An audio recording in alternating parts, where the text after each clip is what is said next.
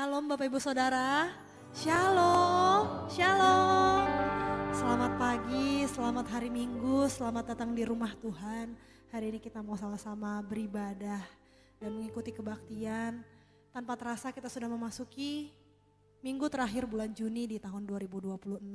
Musim yang baru sudah Tuhan berikan, berkat yang baru sudah Tuhan berikan, dan mungkin ada juga di antara kita yang mengalami banyak ujian dan lain sebagainya, tapi kita percaya bahwa Tuhan selalu menuntun langkah orang benar, Tuhan selalu menyertai hidup kita.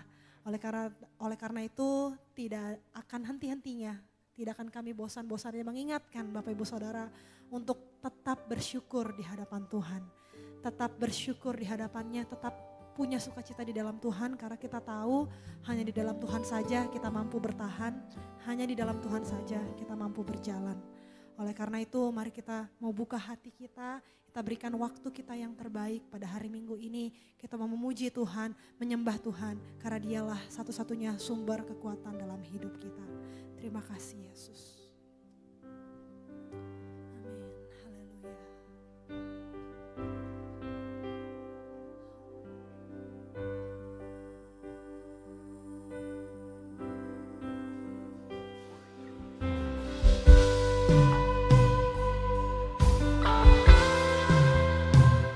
Terima kasih Yesus, terima kasih Roh Kudus untuk penyertaan-Mu dalam hidup kami. Dan biarlah kami mau bawa rasa syukur kami di hadapan tahta-Mu Tuhan.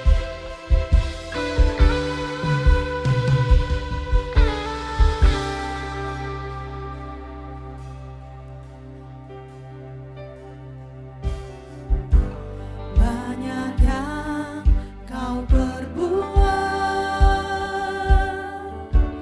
di dalam hidupku, rancangan indahmu terjadi di hidupku. Bapa yang mengerti segala yang ku perlu, kasih-Mu sempurna nyata dalam hidupku.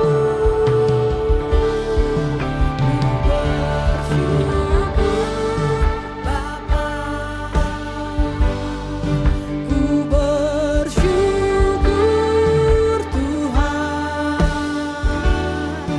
buat kasih setia-Mu di dalam hidupku. Ku bersyukur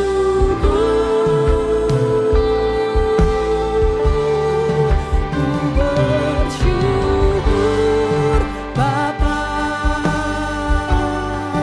ku bersyukur Tuhan buat kasih setia-Mu di dalam hidupku. Ku bersyukur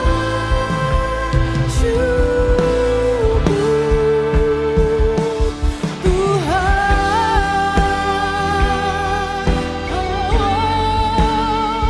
ku bersyukur kepadamu Tuhan.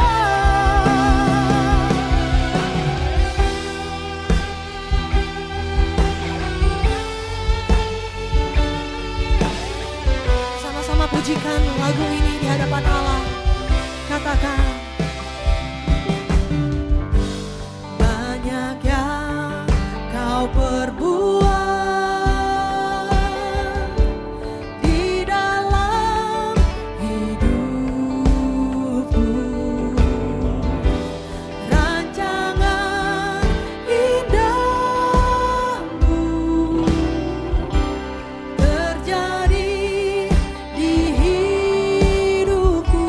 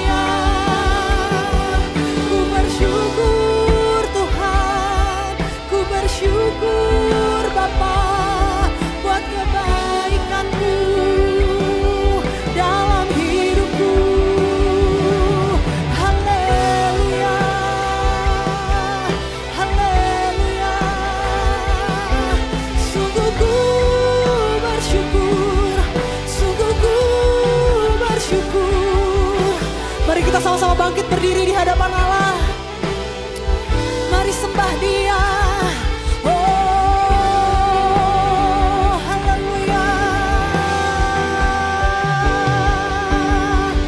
Tak ada lembah kelam yang tak kulewati tanpa hadir-Mu. Hatiku takkan gentar sebab ku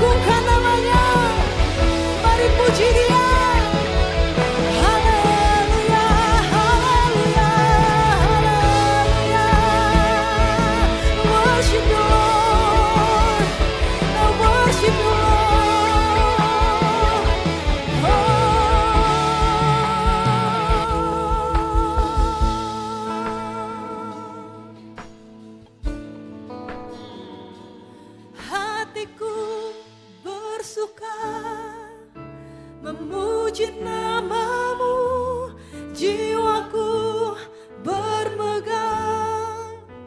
Ku angkat tanganku, apapun yang terjadi dalam keadaanku, sukacitaku hanya di dalam-Mu.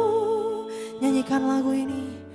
Hatiku bersuka, yes. Angkat tangan kita, angkat hati kita. Inilah hati kami yang terangkat Tuhan. Inilah deklarasi iman kami Tuhan.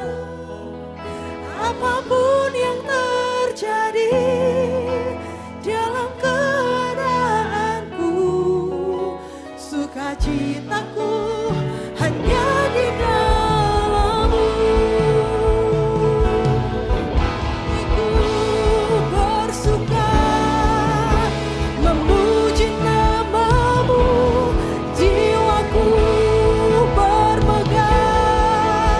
Ku angkat tanganku, apapun yang terjadi dalam keadaanku, sukacitaku hanya di dalam-Mu. Hatiku bersuka memuji namamu, jiwaku bermegah. Ku angkat tanganku, apapun yang terjadi dalam keadaanku, sukacitaku hanya di dalam-Mu. Apapun yang terjadi dalam keadaanku, sukacitaku hanya di dalam-Mu. Apapun yang terjadi, apapun yang terjadi dalam keadaanku, sukacitaku hanya di dalam-Mu. Haleluya, yes, yes Tuhan, ya. Sebab kami percaya kasih setiamu selalu ada buat kami, dahulu, sekarang, dan selamanya Tuhan. Dan inilah setiap hati kami rindu memuji-Mu, bersorak-sorai, menyerukan nama-Mu dengan penuh sukacita. Hanya di dalam nama Yesus kami siap memuliakan nama-Mu. Haleluya, amin. Shalom Bapak Ibu Saudara, shalom. Boleh kasih salam ke kanan kirinya. Mari kita mau bersukacita di hadirat Tuhan pada pagi hari ini. Kita memuji Tuhan, sebab Tuhan adalah gembala kita. Dan kita tidak akan pernah kekurangan saat kita ada di dalamnya. Amin. Yes. Mari bertepuk tangan buat Tuhan.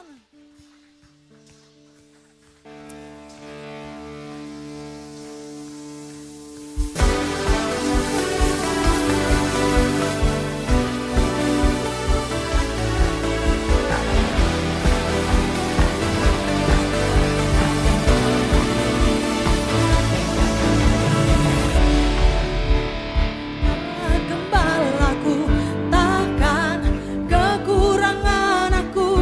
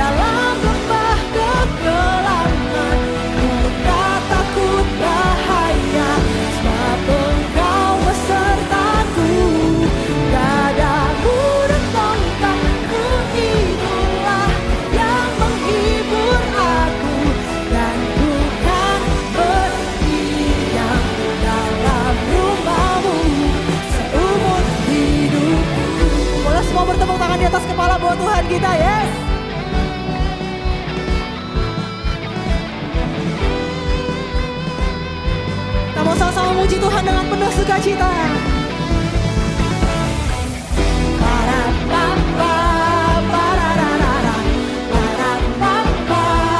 Boleh tangannya sama-sama diangkat buat Tuhan.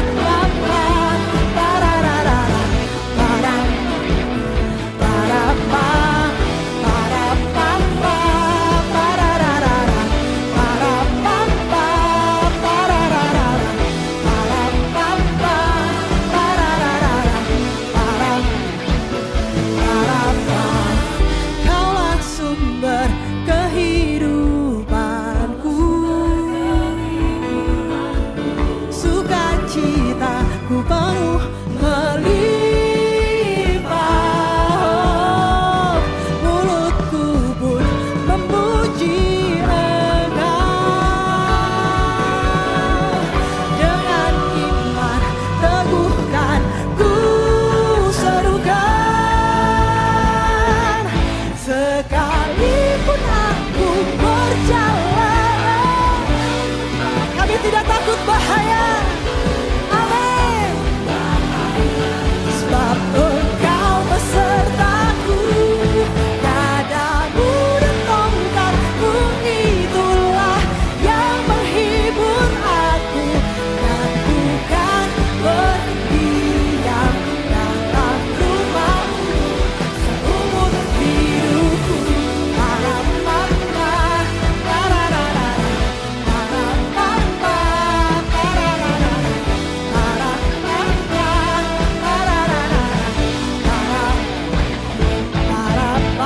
Yes, berikan sorak-sorai kemuliaan terbaik buat Tuhan kita.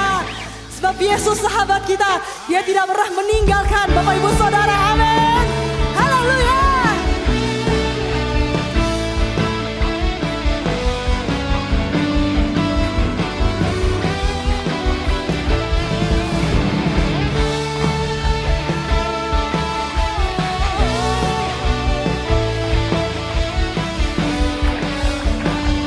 Sama-sama nyanyikan pujian ini dari awal. Hidup yang kupilih membuatku berarti, karena Yesus Tuhan tempatku percaya dan berharap. Ku buka mataku, lihat sekelilingku, ku harus nyatakan kebenarannya yang membebaskan. Karena kuasa-Mu, karena kehebatanmu, ku dapat lakukan perkara besar yang Engkau janjikan. Yesus, Kaulah sahabatku. Yesus, Kau yang akan selalu berada di sisiku, sumber kuatku. Oh Yesus, Kaulah sahabatku. Yesus, Kau yang tak pernah jemu-jemu di sisiku, Kau sumber kuatku. Yes. Sama-sama boleh panggil namanya Yesus. Yesus. Hidup yang kupilih membuatku berarti, karena Yesus Tuhan tempatku percaya dan berharap. Buka mataku, lihat sekelilingku,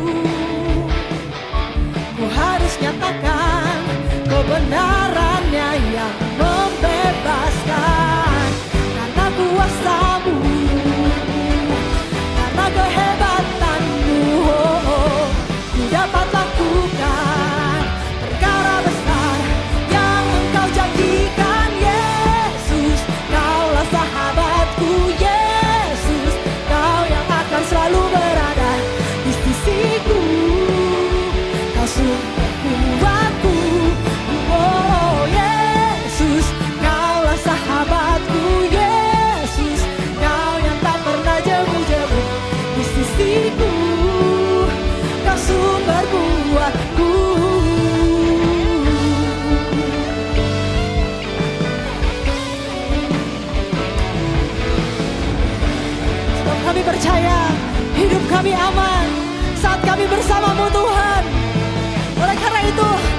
hati kami mau terus bersuka cita di dalam Engkau Tuhan. Haleluya. Bapak Ibu Saudara yang mau lebih lagi memuji Tuhan, sama-sama nyanyikan pujian ini, katakan Yesus. Amin.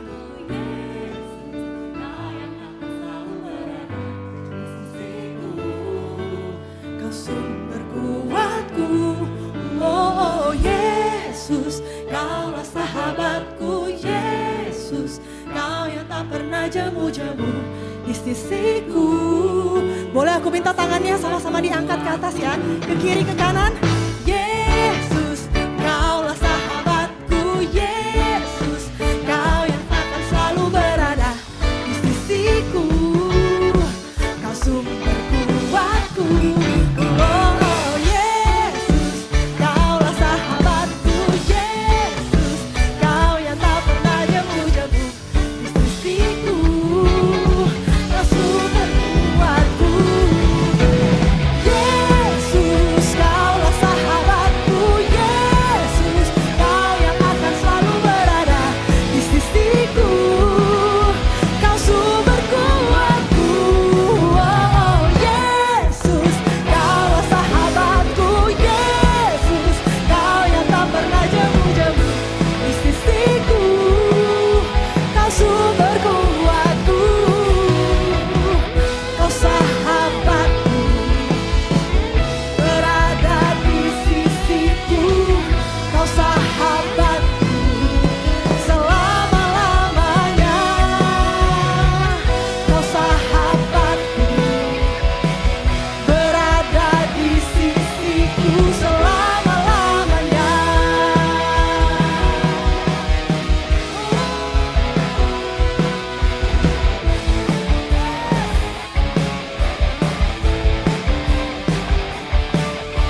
Sorakan haleluya. Sebelum duduk sama-sama lagi bersorak haleluya. Haleluya.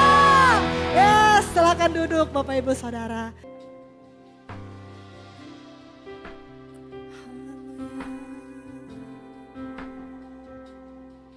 Kiranya Tuhan berkenan memberkati rumah keluargaku. Apa yang telah Tuhan berkati, diberkatilah untuk selamanya. Kiranya Tuhan berkenan memberkati rumah keluargaku. Apa yang telah Tuhan berkati, diberkatilah untuk selamanya.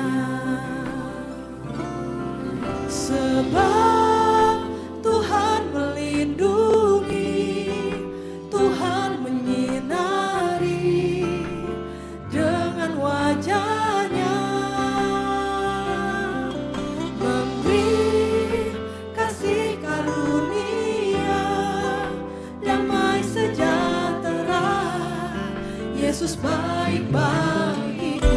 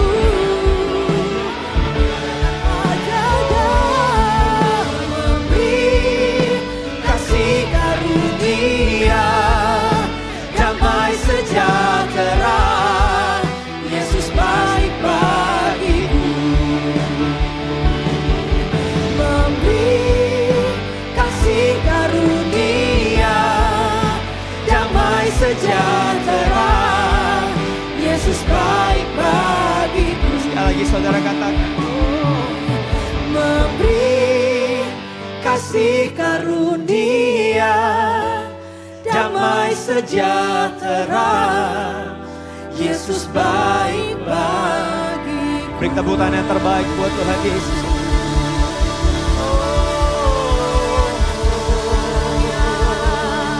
Mari angkat kedua tangan kita sembah Dia, sembah Tuhan pagi hari. Sembah Dia, sembah Dia, sembah Dia. Yesus baik bagiku Tuhan.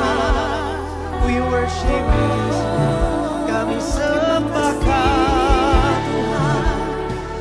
Kau sungguh baik, Kau sungguh setia.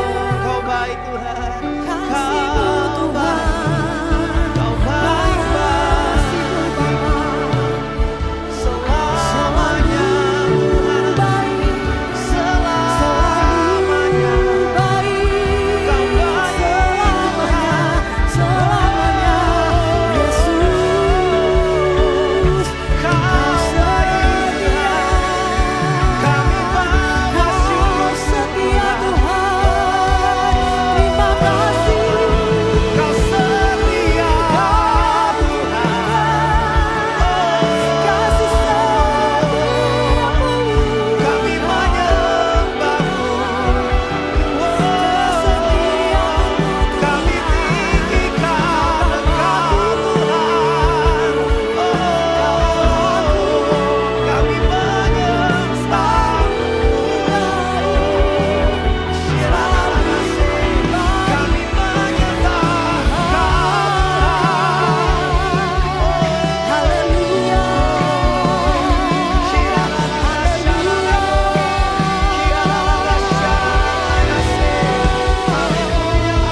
kami pegang tangan-Mu Tuhan, bersamamu ku mau berjalan, bersamamu Tuhan, bersamamu Tuhan. Hanya Kau yang menjadi tempat jawaban. Hanya Kau tempatku berharap. Katakan berjalan, berjalan bersamamu, ku takkan goyah. Sebab tangan kasih, sebab tangan kasih-Mu tersedia buat kami Tuhan tersedia bagiku selamanya. Selamanya. Mari angkat kedua tangan kita saudara. Katakan hanya Kau, hanya Kau, hanya Kau yang menjadi We worship you, tempat jawaban. Hanya Kau, Tuhan. Hanya Kau tempatku berharap. Berjalan bersamamu Tuhan. bersamamu, Kami ku tak goyah, takkan goyah. Sebab tangan kasih-Mu Tersedia Tuhan tersedia bagiku. selamanya. Selamanya Kau ku cinta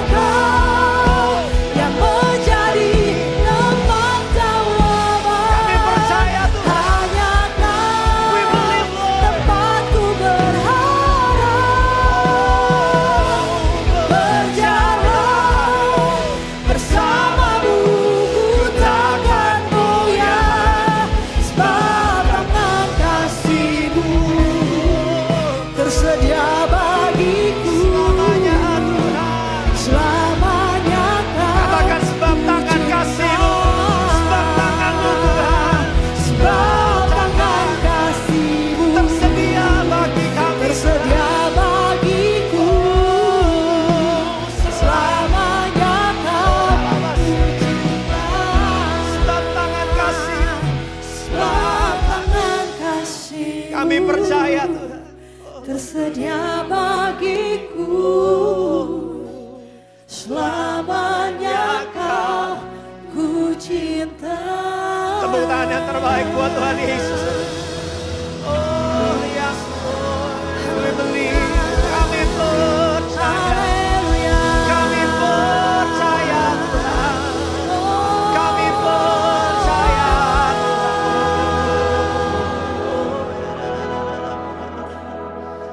Hanya Engkau ya Tuhan, hanya Engkau ya Tuhan. Hanya Engkau Tuhan, tempat kami berharap. Tempat kami menaruh hidup kami, menaruh keluarga kami, menaruh masa depan kami. Terima kasih ya Tuhan. Terima kasih Engkau tidak pernah curang. Engkau enggak pernah curang dalam hidup kami. Rencanamu selalu baik dalam kehidupan kami. Tuhan, kami berdoa biarlah siang hari ini Tuhan berbicara kepada hati kami. Sampaikan sesuatu kepada hati kami Tuhan. Sampaikan sesuatu yang baru Tuhan. Kasih kami rema dengan kebenaran-Mu. Karena kami percaya kebenaran-Mu akan membebaskan kami. Kebenaran-Mu memulihkan kami. Kebenaran-Mu membuat kami mengerti apa yang Tuhan inginkan dari hidup kami. Berkati Tuhan. Tuhan boleh ngomong apa aja. Tuhan boleh koreksi apa aja. Tuhan boleh ngomong apa aja, bebas siang hari ini kepada kami. Kami membuka hati kami Tuhan. Berbicaralah kepada setiap kami. Kami berdoa Tuhan. Biar tempat di mana kami duduk dan berdiri. Di sanalah gunung kudusnya Tuhan. Di mana kami akan berjumpa dengan Engkau. Kami pulang, kami gak sama. Karena di tempat ini kami akan berjumpa dan mengalami Tuhan. Kami siap Tuhan di dalam nama Tuhan Yesus Kristus. Semua yang siap menerima kebenaran bersama-sama katakan. Shalom saudara sekalian, senang sekali saya bisa melayani Anda di dalam program ini. Hari ini saya akan menyampaikan renungan dengan judul Keluarga yang Berkenan kepada Tuhan. Kita akan baca 2 Samuel 7 ayat 29 yang berkata, kiranya engkau sekarang berkenan memberkati keluarga hamba-Mu ini, supaya tetap ada di hadapan-Mu untuk selama-lamanya. Sebab ya Tuhan Allah, Engkau sendirilah yang berfirman, dan oleh karena berkat-Mu, keluarga hamba-Mu ini diberkati untuk selama-lamanya. Amin. Ini adalah doa dari Raja Daud yang memohonkan berkat agar Tuhan memberkati bukan hanya hidupnya secara pribadi, tetapi juga seluruh keluarganya sampai selama-lamanya. Saya percaya kita ingin menjadi anak-anak Tuhan yang keluarganya diberkati oleh Tuhan, bukan? Untuk itu kita harus hidup berkenan kepada Tuhan. Nah, hari ini saya ingin mengajak saudara untuk melihat 3 tokoh yang namanya jarang disebut di dalam Alkitab, khususnya di Perjanjian Lama, tetapi kehidupan pribadi dan keluarganya bisa menjadi teladan bagi kita. Yang pertama, kita akan membahas perihal keluarga Manasye. Dalam 2 Tawarikh 33 ayat 12 dan 13 dikatakan, dalam keadaan yang terdesak ini, ia berusaha melunakkan hati Tuhan Allahnya. Ia sangat merendahkan diri di hadapan Allah nenek moyangnya dan berdoa kepadanya. Maka Tuhan mengabulkan doanya dan mendengarkan permohonannya. Ia membawanya kembali ke Yerusalem dan memulihkan kedudukannya sebagai raja.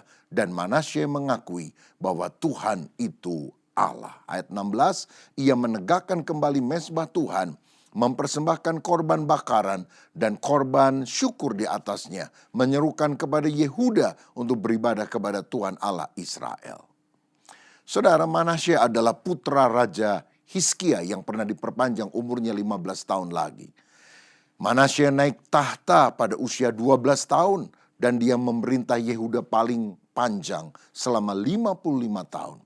Tetapi sayang sekali Manasye dikenal sebagai salah satu raja yang paling jahat dalam sejarah Yehuda. Yang bahkan dia rela mengorbankan anak-anaknya sendiri kepada berhala. Namun di ujung hidupnya pada saat dia ditawan ke Babel, dia merendahkan diri dan bertobat dengan sangat hebat. Tuhan akhirnya memulihkan keadaannya. Ketika dia kembali ke Yerusalem menjadi raja, fokus utamanya adalah memulihkan kerohanian keluarga dan kerajaannya. Poin pentingnya adalah putranya yang bernama Amon dan kemudian cucunya yang bernama Yosia melihat proses pertobatan radikal ini. Dari keluarga yang hancur karena dosa, lahirlah Yosia, raja reformator terbesar yang membawa balik orang-orang Israel, khususnya kerajaan Yehuda, pada kebangunan rohani. Dari sini kita belajar beberapa hal. Tidak ada keluarga yang terlambat untuk dipulihkan.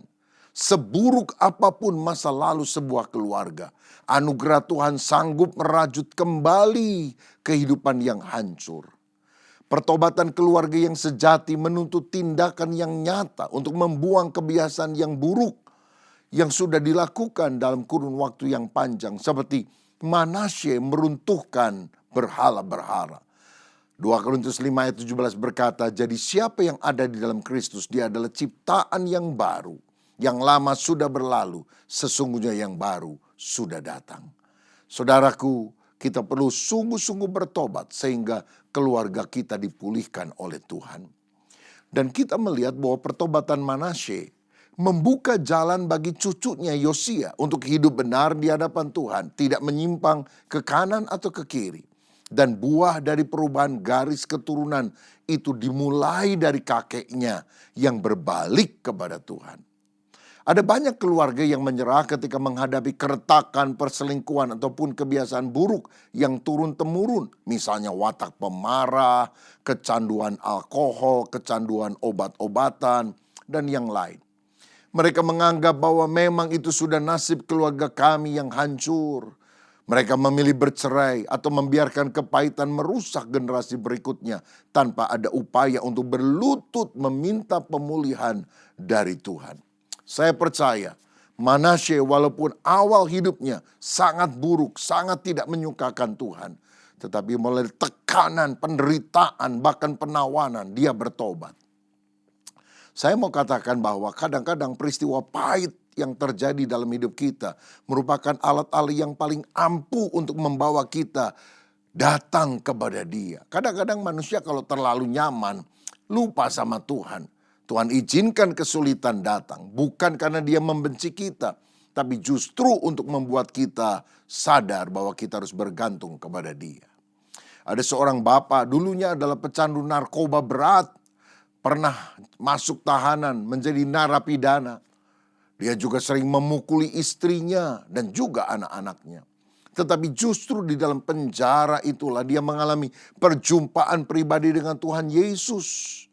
Nah, setelah akhirnya dia dibebaskan, dia pulang sujud menangis minta ampun kepada istri dan anaknya yang masih kecil. Dan sejak itu dia memulai hidup baru dari nol sebagai buruh bangunan. Tetapi dia selalu membawa keluarganya beribadah di sebuah gereja kecil yang tidak terlalu jauh dari rumah mereka. Lebih dari 20 tahun kemudian, anaknya yang pada waktu itu masih kecil, tetapi melihat ayahnya bertobat, kini berdiri menjadi seorang pembicara di mimbar-mimbar gereja sebagai seorang hamba Tuhan yang memulihkan banyak sekali anak-anak muda yang broken home. Masa lalunya yang tidak baik karena memiliki ayah yang tidak bertobat. Ternyata Tuhan bisa pulihkan, apalagi ketika dia melihat perubahan di dalam diri ayahnya. Dan itu menjadi modal ketika dia melayani anak-anak muda lainnya. Masa lalu keluargamu mungkin dipenuhi dengan kerusakan, tetapi di tangan Tuhan masa depan keluargamu bisa dipenuhi dengan pemulihan. Saudaraku, jika ada luka masa lalu, kepahitan atau dosa tersembunyi yang mengikat keluarga Anda, ambillah waktu khusus untuk melakukan doa rekonsiliasi bersama dengan pasanganmu, bersama dengan anakmu. Minta ampun dan bahkan saling mengampuni satu dengan yang lain. Deklarasikan pemutusan ikatan dosa di masa lalu dalam nama Tuhan Yesus. Saya percaya seburuk apapun masa lalu kita, waktu kita bertobat, keluarga kita bisa dipulihkan oleh Tuhan. Ini doa saya, keluargamu yang tidak rohani, keluargamu penyembah berhala, keluargamu yang terikat oleh perselingkuhan, percabulan, perceraian, dalam nama Yesus berbalik kepada Tuhan. Dan kalau orang berbalik kepada Tuhan, Tuhan akan memulihkan dan menyembuhkan keretakan dalam keluarga. Puji Tuhan. Keluarga kedua yang kita bisa teladani adalah keluarga Itamar. Nah, Itamar ini adalah anak bungsu dari imam besar Harun, kakak Musa. Dia hidup di tengah-tengah keluarga yang mengalami trauma rohani yang hebat. Kenapa? Karena satu kali kedua orang kakaknya yang juga menjadi imam, namanya Nadab dan Abihu, mati disambar oleh Tuhan. Karena mereka mempersembahkan api yang asing. Jadi kalau orang Israel datang membawa korban bakaran, maka Nadab dan Abihu yang melayani, tetapi apinya itu adalah api dari Tuhan. Satu kali api yang dari Tuhan itu tidak dijaga betul sampai mati. Nah, rupanya Nadab dan Abihu pikirannya praktis, sudahlah ambil api dari dapur saja kan sama saja. Tapi Tuhan murka karena itu adalah api asing. Tiba-tiba api Tuhan muncul dan bukan menyambar korban bakar, menyambar Nadab dan Abihu sampai mati. Sehingga tentu saja sebagai anak bungsu dari Harun, dia melihat situasi yang ada dan ada kengerian tentunya di dalam hatinya selain kepedihan karena dua orang kakaknya itu meninggal dunia pada hari yang sama. Nah, di sisi yang lain, Itamar juga harus bekerja di bawah bayang-bayang kakaknya yang lebih menonjol, namanya Eleazar. Jadi Nadab, Abihu, Eleazar, baru Itamar. Ini 4 nama anak daripada Harun.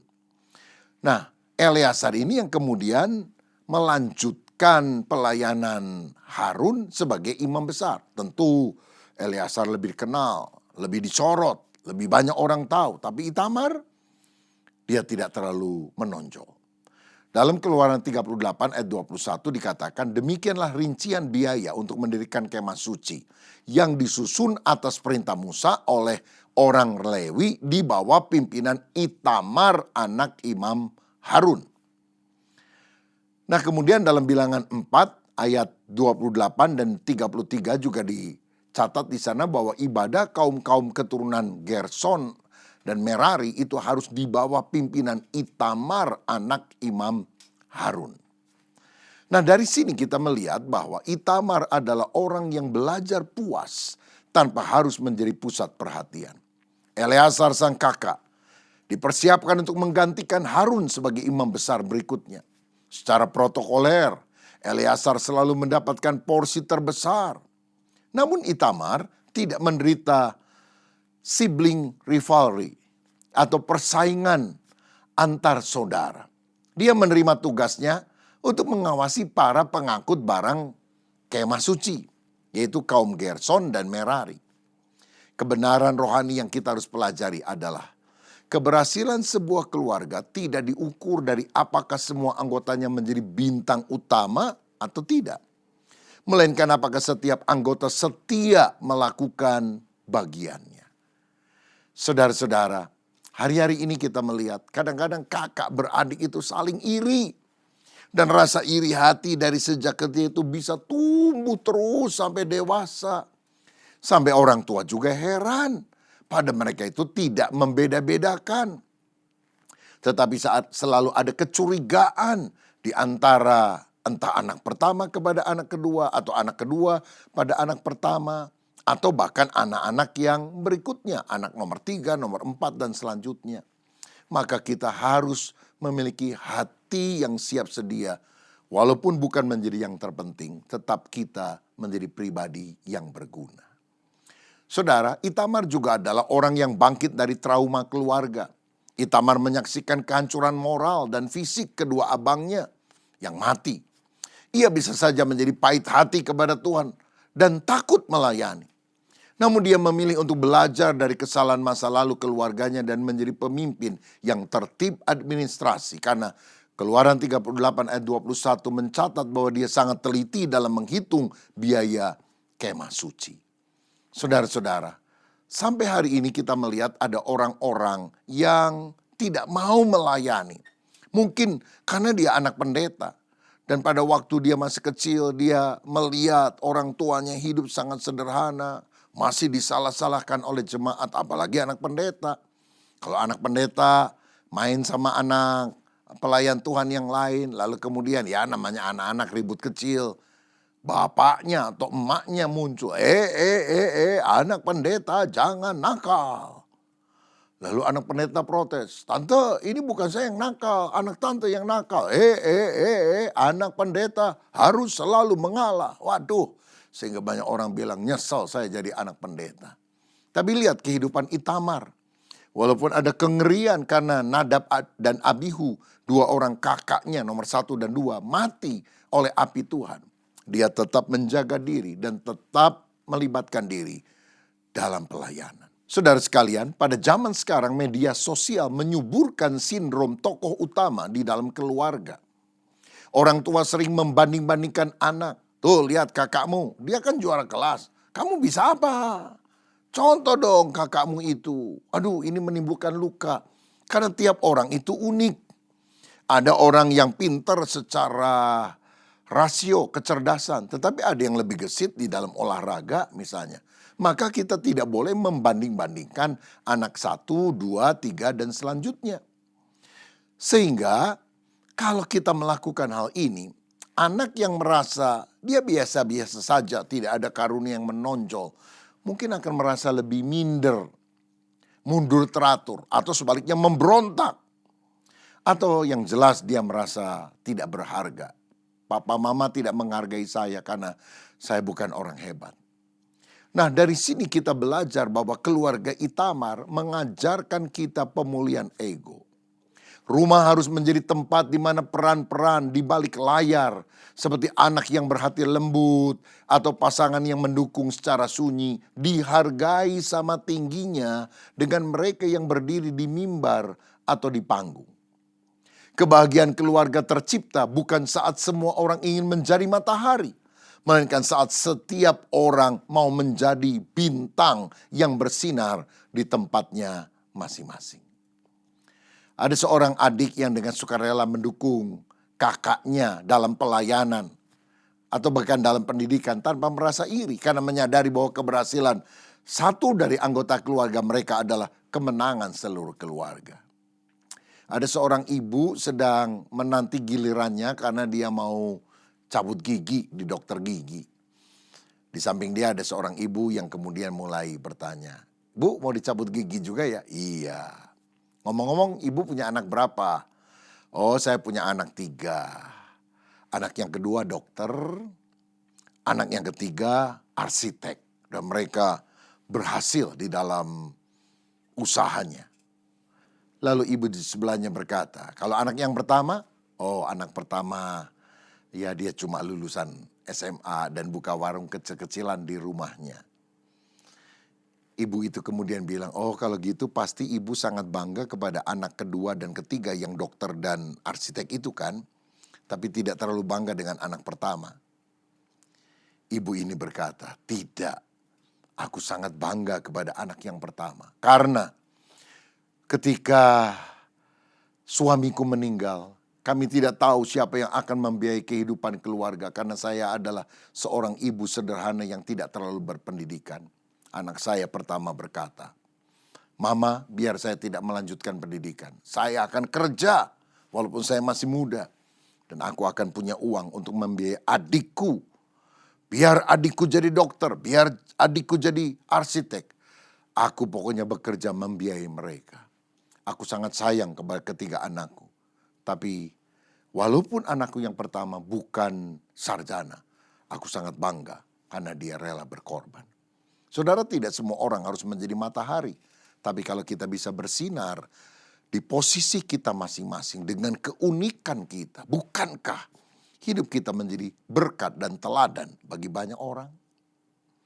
Karena itu, mari kita rayakan keberhasilan anggota keluarga lain dalam rumah tangga kita tanpa merasa tersaingi. Fokuslah pada tanggung jawab yang Tuhan berikan di tanganmu, sekecil apapun itu. Saudara tahu, sebuah simfoni yang indah tidak dibangun oleh instrumen yang berebut ingin menjadi melodi utama, melainkan oleh setiap instrumen yang rela memainkan bagiannya dengan tepat. Bahkan sebuah seruling kecil yang mungkin hanya sekali ditiupnya, tidak terus-menerus, tetap memiliki nilai yang membuat simfoni itu menjadi megah dan indah. Saudara, mainkan posisimu di saat dan waktu yang tepat dalam sebuah orkestrasi kehidupan, maka engkau sungguh akan bernilai. Mulai hari ini, mari kita berhenti membandingkan pencapaian anak atau pasangan kita dengan orang lain atau dengan saudara kandungnya bahkan. Tapi mari kita berikan pujian yang tulus kepada anggota keluarga yang melakukan hal yang tampaknya tidak terlihat. Hal yang sederhana di rumah. Mengatur keuangan, merapikan rumah, menyiapkan makan atau keperluan sehari-hari. Itu adalah hal yang luar biasa yang perlu mendapatkan pujian dan penghargaan. Dan yang terakhir, saya mengajak kita belajar dari keluarga Salum yang melayani bersama-sama. Kita tahu Nehemia satu kali kembali untuk membangun tembok kota Yerusalem. Dan dia membutuhkan sangat banyak orang untuk bekerja sama membangun tembok tersebut. Dan menarik dalam Nehemia 3 ayat 12 ada ayat yang berkata demikian. Berdekatan dengan mereka Salum bin Halohes, penguasa setengah wilayah Yerusalem yang lain, mengadakan perbaikan bersama-sama anak-anak perempuannya. Nah, pada saat Nehemia membangun kembali tembok Yerusalem yang runtuh, ada satu catatan unik yang jarang diperhatikan. Salum dicatat sebagai seorang pejabat tinggi. Dia maju ke medan pembangunan yang berat dan kotor, bukan bersama dengan anak laki-lakinya, melainkan bersama dengan anak-anak perempuannya. Di zaman kuno, di mana wanita biasanya dilarang melakukan pekerjaan konstruksi fisik, Salum justru melibatkan, mempercayai dan memberdayakan anak-anak perempuannya untuk mengambil bagian dalam kegerakan rohani membangun tembok Yerusalem supaya tidak diremehkan orang tetapi menjadi kepujian untuk nama Tuhan. Pelajaran rohani yang penting bagi kita di sini adalah tidak ada diskriminasi dalam pelayanan. Setiap anggota keluarga tanpa memandang gender, mau laki mau perempuan, atau bahkan tidak memandang usia, berharga di mata Tuhan dan harus terlibat di dalam pelayanan. Saya teringat di Inggris ada seorang bernama William dan istrinya Catherine Booth yang mendirikan Salvation Army atau Bala Keselamatan pada tahun 1865. Dan melayani masyarakat miskin, melayani para pecandu alkohol yang terikat obat-obatan supaya mereka dirawat, dilepaskan dan menjadi orang yang bermanfaat. Di kemudian hari 2 anaknya, Evangeline dan juga Emma Booth, merasa tergerak hati melihat keteladanan orang tuanya. Mereka terlibat dalam pelayanan sosial masyarakat. Bahkan Emma pergi ke India, pergi ke Amerika Serikat untuk melakukan serangkaian pelayanan sosial di tempat itu. Kedua anaknya perempuan, tetapi tidak ada batasan bahwa yang melayani itu harus laki-laki saja. Saudara, kalau engkau wanita atau engkau punya anak wanita, libatkan mereka di dalam pelayanan. Karena di mata Tuhan kita semuanya sama, anak-anak Allah, anak-anak dari warga kerajaan. Keluarga harus menjadi tim pelayanan yang paling solid ketika fokus pada visi Tuhan. Orang tua yang melibatkan anak dalam pelayanan sedang membangun mentalitas pejuang iman dalam diri mereka. Saudara, ada jurang pemisah yang besar antara pelayanan orang tua dan kehidupan anak-anak pada masa kini. Itu satu hal yang perlu disayangkan. Seringkali orang tua sibuk melayani di gereja, tetapi anak-anaknya ditinggal di rumah dan menjadi pahit hati terhadap gereja. Karena mereka diabaikan, dinomorduakan. Sedangkan gereja dan pelayanan atau orang lain dianggap nomor 1 oleh orang tuanya. Atau sebaliknya, ada orang tua yang terlalu memanjakan anak-anak mereka dengan kemudahan, fasilitas. Sehingga anak-anak tumbuh menjadi generasi yang rapuh. Strawberry generation, kelihatannya merah, merekah, tapi kalau dipencet sedikit aja udah berantakan. Sedikit stres, sedikit tekanan membuat mereka merasa sudah kacau balau hidupnya. Mereka adalah orang-orang yang tidak dididik untuk hidup bagi Tuhan, rela berkorban bagi kerajaannya. Padahal itulah yang kita harus lakukan dalam keluarga kita. Saya ingat ada keluarga misionaris di pedalaman Kalimantan yang selalu melibatkan anak-anak mereka yang masih remaja dalam setiap pelayanan. Ada pelayanan kesehatan yang dilakukan keluarga ini atau waktu orang tuanya mengajari orang-orang di desa-desa terpencil, anak-anak mereka ikut. Bahkan anak-anak mengangkut beras yang mau dibagikan, sembako, makanan yang mau digunakan untuk memberkati masyarakat desa. Bahkan dari sejak remaja mereka mulai mengajar anak-anak yang masih kecil, anak-anak desa-desa itu saudara, supaya mereka juga mulai mengenal Tuhan. Apa yang terjadi ketika anak-anak daripada misionaris ini menjadi dewasa, kuliah di kota besar? Mereka tidak terhilang oleh gemerlap dunia. Karena mereka telah melihat dan merasakan sendiri kedahsyatan kuasa Tuhan sejak masa remaja bersama dengan orang tua mereka. Saya percaya keluarga terbaik bukan hanya yang duduk bersama di bangku gereja, melainkan yang berdiri bersama di garis depan pelayanan. Haleluya. Karena itu, libatkanlah anak-anakmu di dalam proyek sosial atau pelayanan gereja. Ajak mereka terlibat langsung, misalnya bersama-sama menyiapkan sembako untuk dibagikan kepada orang miskin yang membutuhkan. Agar mereka belajar arti memberi, arti melayani. Saudara, dari sini kita belajar nilai-nilai kehidupan yang berharga dalam sebuah keluarga yang berkenan kepada Tuhan. Yang pertama, keluarga Manasye. Yaitu keluarga yang bertobat dari kehidupan lama yang buruk dan hidup baru di dalam Tuhan. Yang kedua, kita perlu belajar dari keluarga Itamar. Rela tidak menonjol, tetapi tetap berbuah menjadi manfaat, menjadi berkat bagi orang-orang yang ada di sekitarnya. Dan yang ketiga, kita perlu belajar dari keluarga Salum yang melayani bersama-sama. Walaupun mungkin dia tidak punya anak laki-laki, anak-anaknya perempuan semuanya. Mereka dilibatkan di dalam pelayanan. Sehingga mereka juga bisa membangun bersama tembok Yerusalem pada zaman Nehemia. Maukah kita menjadi keluarga yang bertobat dan hidup baru? Menjadi keluarga yang tidak menjadi nomor satu, bukan paling menonjol tetapi tetap berbuah. Dan menjadi keluarga yang bersama-sama melayani Tuhan. Kalau itu doa saudara, mari taruh tangan di dada, kita berdoa.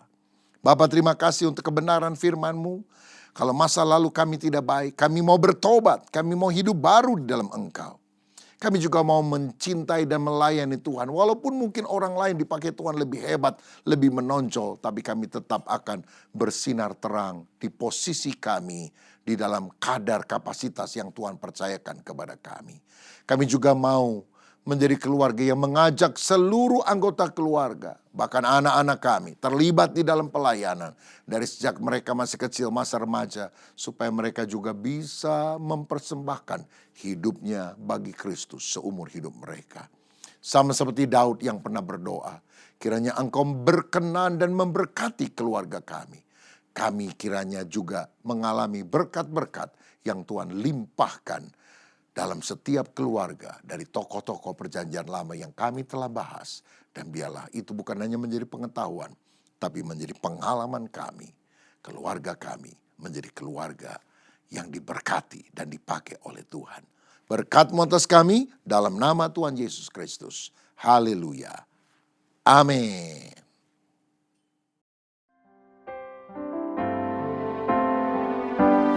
Ku yakin saat Kau berfirman, ku menang saat Kau bertindak. Hidupku hanya ditentukan oleh perkataan-Mu. Amin. Ku aman karena Kau menjaga, ku kuat karena Kau menopang. Hidupku hanya ditentukan oleh kuasa-Mu. Amin. Bagi Tuhan tak ada yang mustahil. Bagi Tuhan tak ada yang tak mungkin. Mujizat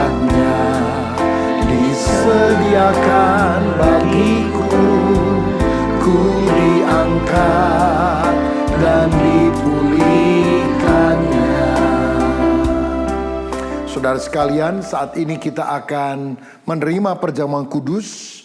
Alkitab berkata, sebab apa yang telah kuteruskan kepadamu telah aku terima dari Tuhan, yaitu bahwa Tuhan Yesus pada malam waktu ia diserahkan, mengambil roti dan sesudah itu ia mengucap syukur atasnya. Ia memecah-mecahkannya dan berkata, inilah tubuhku yang diserahkan bagi kamu, perbuatlah ini menjadi peringatan akan aku. Mari kita siapkan roti di tangan kanan kita. Apakah sudah percaya roti yang diberkati ini ada persekutuan dengan tubuh Tuhan Yesus yang telah dipecah-pecahkan karena dosa-dosa kita? Amin. Mari kita makan dalam nama Tuhan Yesus Kristus.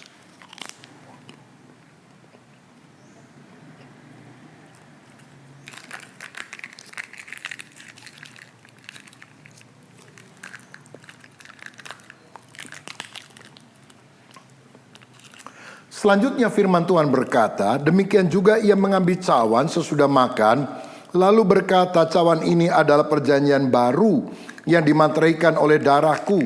Perbuatlah ini setiap kali kamu meminumnya menjadi peringatan akan aku. Sebab setiap kali kamu makan roti ini dan minum cawan ini, kamu memberitakan kematian Tuhan sampai ia datang.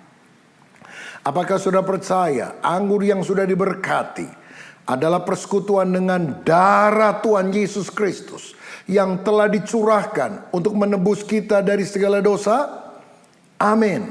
Mari kita minum dalam nama Tuhan Yesus. Terima kasih Tuhan untuk kebaikan-Mu, untuk penebusan-Mu, untuk apa yang sudah Engkau lakukan. Biar hidup kami selalu bergantung kepada kebenaran firman-Mu. Bagi Tuhan tak ada yang mustahil. Bagi Tuhan tak ada yang tak mungkin.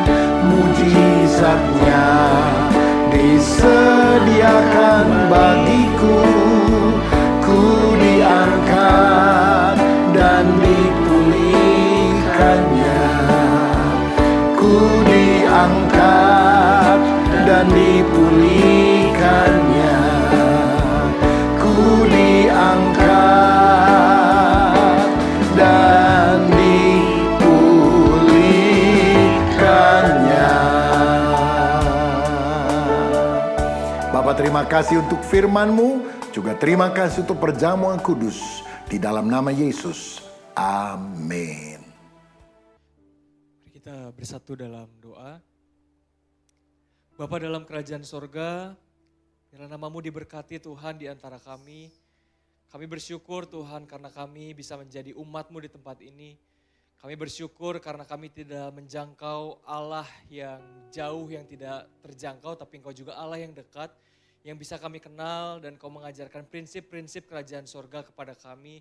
Kami bersyukur Tuhan karena Engkau membawa kami kepada sebuah kehidupan yang penuh dengan hidup yang berkelimpahan. Tuhan, kami meminta ampun atas setiap kesalahan kami. Ampuni kami kalau seringkali kami mengutamakan ego kami di dalam keluarga. Kami minta ampun kalau seringkali Tuhan sikap hati kami yang tidak benar menyebabkan sebuah keretakan demi keretakan. Dan kami bersyukur Tuhan atas segala kelemahan kami, Engkau tetap mengasihi kami dengan kasih setia-Mu. Kau mempercayakan kami berbagai hal, termasuk keluarga yang Kau percayakan kepada kami. Kami berdoa Tuhan, kiranya Allah Roh Kudus melalui persekutuan kami di dalam firman Tuhan, kami dimampukan untuk kami bisa menjadi penata layan yang baik daripada apa yang sudah Tuhan percayakan, yaitu keluarga kami. Biar kami menjadi ayah-ayah yang baik, ibu-ibu yang baik, anak-anak yang baik Tuhan, yang dipenuhi dengan kasih yang daripada Tuhan. Terima kasih ya Tuhan, kami bersyukur kepadamu Tuhan, kiranya Tuhan yang selalu memberkati keluarga kami, gereja kami. Kami juga bersatu hati Tuhan berdoa untuk Pastor Ivan yang sudah memberkati kami di tempat ini.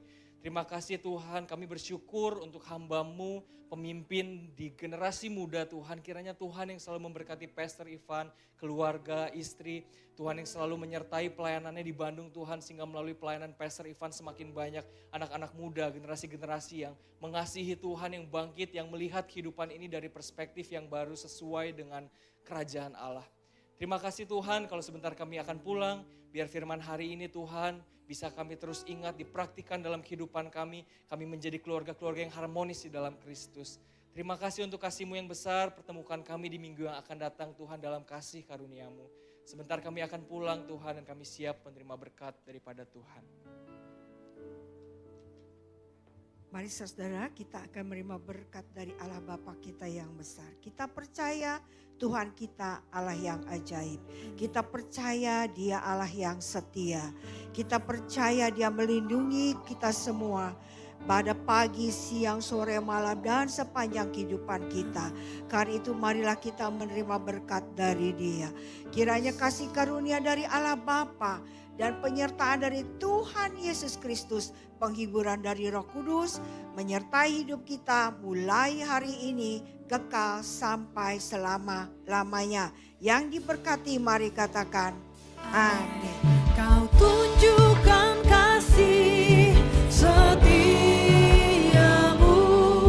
kau menyediakan yang ku perlu, kau setia, kau mulia, dulu, sekarang, dan selamanya. Kau tunjukkan kasih setiamu,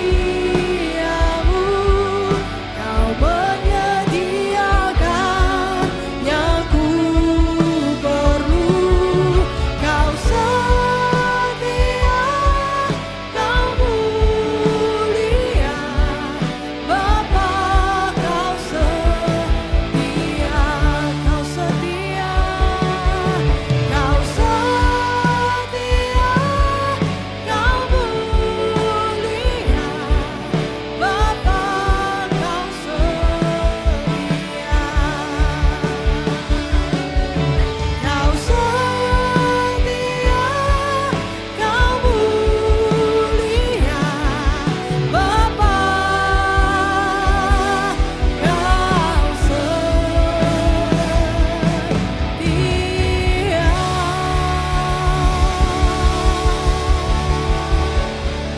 Selamat hari Minggu, selamat pulang, dan Tuhan Yesus memberkati.